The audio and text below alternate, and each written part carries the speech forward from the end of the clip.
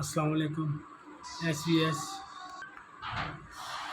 S V S मैं अब्दुल खालिक अर्ज़ कर रहे हैं। मैं डायलिसिस का पेशेंट हाँ। तुसी 10,000 भेजिया मैं मसूल हो गया। मैं तारा बहुत मशकूर हाँ। अल्लाह पाक तुहानू सलामत रखे। अल्लाह पाक तारे कारोबार तरक्की देवे, दिन दुगनी रात चौगनी तरक्की देवे।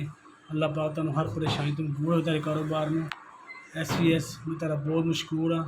तुसी मेरे डायलिसिस पेशेंट की मदद कर रहे हो। एस वी एस नू अल्लाह पाक लंबी जिंदगी लंबा कारोबार देवे। एस वी एस मैं तारा बड़ा मशकूर हाँ। तुसी मेरे गरीबों की मदद कर रहे हो। एस वी एस अल्लाह पाक तुहानू लंबी जिंदगी देवे, तरक्की देवे।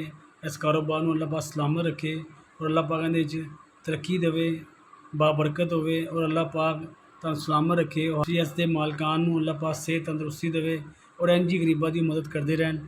एस वी एस का मैं बहुत मशकूर हाँ कि उन्होंने मेरी मदद की है और 10,000 मुझे मिले।